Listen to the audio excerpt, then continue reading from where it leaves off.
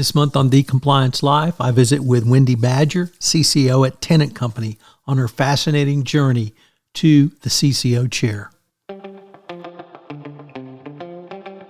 The Compliance Life details the journey to and in the role of a Chief Compliance Officer. How does one come to sit in the CCO chair? What are some of the skills a CCO needs to successfully navigate the compliance waters in any company? What are some of the top challenges CCOs have faced, and how did they meet them? These questions and many others will be explored in this new podcast series.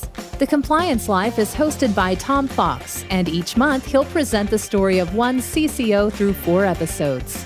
The Compliance Life is a production of the Compliance Podcast Network. Hello, everyone. This is Tom Fox, not Tom Back. And I'm back, though, for the concluding episode in this month's series on The Compliance Life with Wendy Badger. Wendy, first of all, welcome back. Thanks. It's been an honor and just a pleasure to be with you through these episodes. Thanks, Tom. So, Wendy, we are to the point where you move over to Tennant.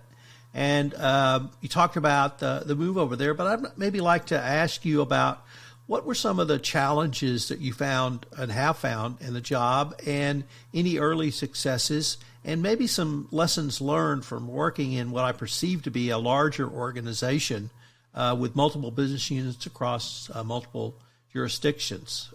So tell us a little bit about that.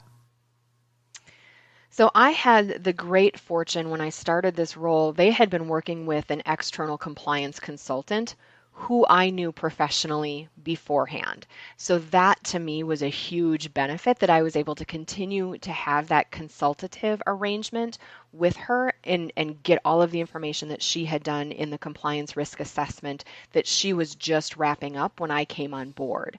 So she had prepared just a wonderful transition planner that I still go back to this day, that describes the different vendors that we were working with, a quick summary of what the current contract was, and some of the pieces that she helped to sort of keep the wheels on the bus until they brought someone in. Because when I came into this role, it was a newly created position. Initially, they had multiple different people doing bits and pieces of compliance program stuff, but it wasn't all housed within one area. It was sort of part of someone's job as they got to it. And the organization decided, we are a big enough size, we are a big enough organization that we need to be more mature about this, and we need to truly create a compliance function. And so part of the challenge in that type of situation, that's both good and bad, because, I don't really have a model to follow. And so I can kind of mold it to what makes sense and how I think it can really flow for the organization. But to do that, I really need to learn and understand the organization. So I wanted to take my first year to really, frankly, do nothing and just be a sponge and learn and absorb and see what really is going on. But I don't have that kind of luxury. I don't think any organization really does. And so one of the challenges has been, they hadn't had a structured compliance function before, and so nobody knows what that means. Like, what areas do I manage? What falls under me? And how can other areas leverage the structure and the framework that I'm building? And part of me is, excited about that because I see much broader impact. But part of me is also terrified because that means I need to build something and build it quickly. And I don't think that it's going to be built as quickly as some folks think it will be. I don't think the foundation and structure is as solid as maybe especially some of the more executive levels think that it is.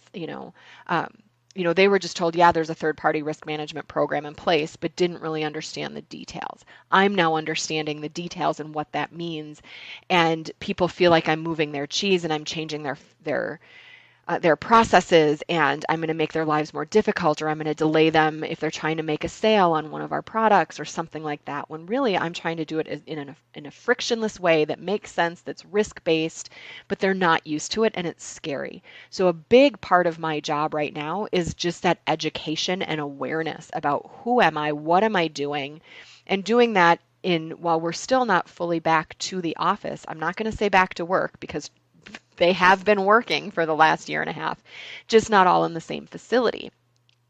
So figuring out how to do that when you're working remotely can be a challenge because people get even more blinders and siloed because they don't have that interaction and don't think about, hey, that new person started, we should probably do some outreach and take them out to lunch and translate that to, oh, let's have a video chat, a quick coffee chat or something. Folks still, that whole onboarding process, I think, is still a challenge, not just for my organization, but for any. So that's been challenging. So what I really wanted to do when I first came on board was look at some of the things that were maybe easy enough for me to tackle when I don't fully know everything about the business and I don't fully understand and appreciate the culture of the organization. I'm still learning all of that. So what were some small things that I could do that were going to have big impact right away?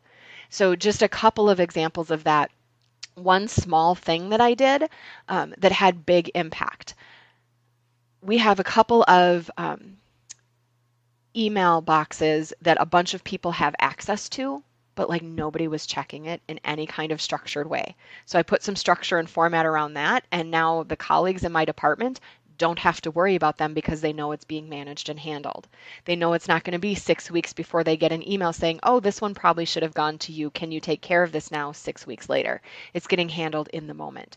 So it seems simple, it seems administrative, but it had a huge impact. And now the people who have been trained to use those email inboxes, instead of having to untrain them and tell them, no, go to this person, and then if that person changes, they need to learn a new person, they still know to go to that box, but they're getting responses much quicker and better responses because it's getting to the right person more quickly.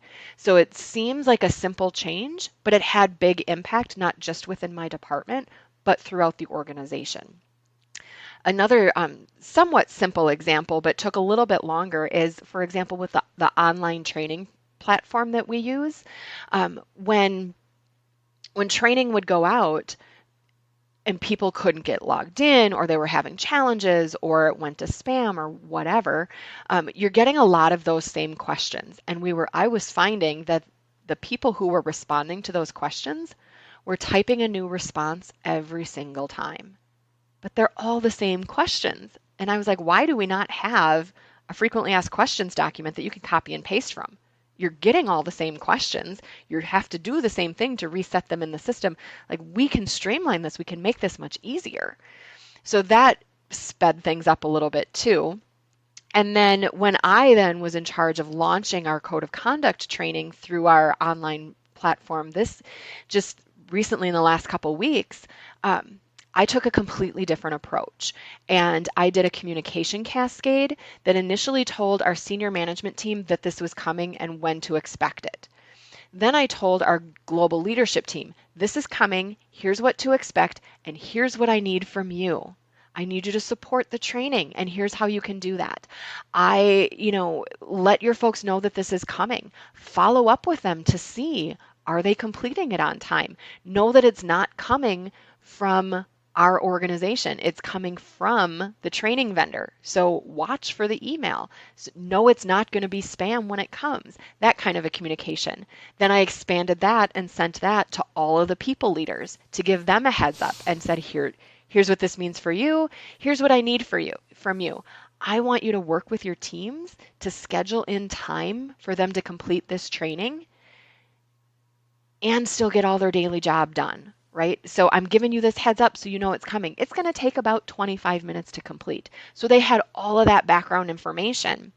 And then we sent out a final communication that went to everybody in our organization, was translated into 9 core languages, giving everybody a heads up. Hey, this is coming.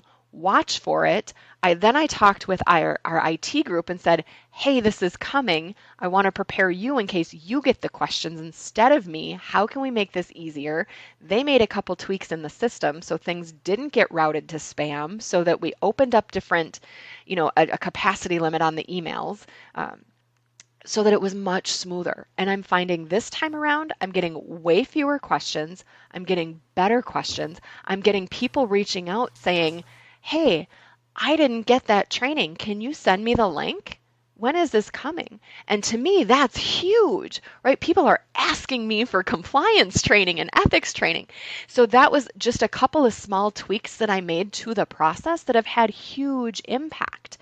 I've also now had people start reaching out to me with questions because I also sent this training to our board. So I gave our board a heads up that this training is coming and here's what we need from you. And you can, by doing this training, you're helping to support the program.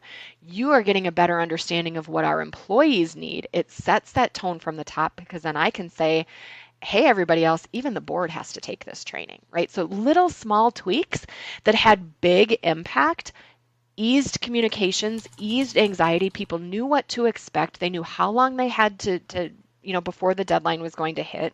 Reminders are being sent out if you didn't do it. And all of those discussions are being generated. I also forewarned our board and SMT and senior management team that we tend to see a spike in hotline reports when we launch training because it's a part of the awareness campaign. So be ready for that. So I started having all of those conversations too. Again, small things that made huge impact quickly. And then simultaneous with that, I'm building structure and background and relationships and trust and rapport with all of these different areas. So they don't necessarily see, I talked about in one of our earlier chats, I talked about the environment and gardening and like making sure you're in the right environment to help these things bloom. That's part of what I'm doing. I'm building that environment to make sure that the program can bloom. And then simultaneous with that, putting that structure in place so that it will support some of the other bigger initiatives that I could not launch in the first year that change completely our policy management platform. Like all of that work is happening in tandem while I'm also building those relationships so that when these other bigger initiatives do start to launch, they took longer to build, but they're not going to be surprised by it. That's the promise I've made to our senior management team. No surprises for me. Before I take something to the board, unless it's an executive session, you're going to know about it, you're going to hear about it. So that if they get questions about it, I'm setting them up for success, which frankly makes them look good, and they like that. So Wendy, I wanted to ask you to maybe look down the road or talk about some of the, I don't want to say myths, but perhaps not completely accurate things that are floating around in the compliance community. And the first is that tech is a cure-all for everything in the compliance space, and maybe using, I would say one of the key initiatives that came out of the pandemic was the increased use of data analytics in the compliance profession, simply because we couldn't travel and meet in person. Could you give us a couple of thoughts on those points? We'll be right back with Wendy's answer after this quick message.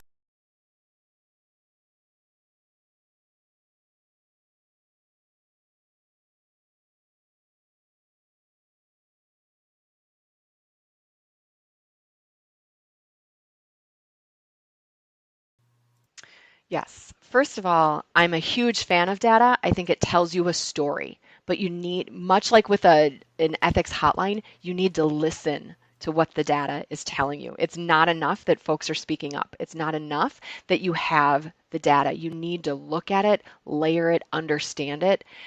What is that story telling you? If you're seeing a spike in hotline reports, why? Is it the same issue? Is it the same region? Is it all under one particular manager? Like, is it the time of the year? Is it incentive season? And so you're starting to see more pressure. What is the data is telling you a story. So the more data you have, the better. But having said that, garbage in, garbage out. If you're not tracking the right types of data, it's not going to give you really anything. So I do think we're starting to see a surge with data and using it smartly and then kind of layering it in and seeing where there's a connection, because then that can also help you to design your program going forward. I'm also a fan of sharing data to the extent we're able. Like, I like to share my hotline data broadly. Nothing confidential, but that starts to take a little bit of the anxiety and the uncertainty about a hotline program out of things, so that when I come knocking on someone's door to say, hey, I need to, interview you about this issue, they don't have quite as much anxiety. But I want to marry up my data with what is HR collecting.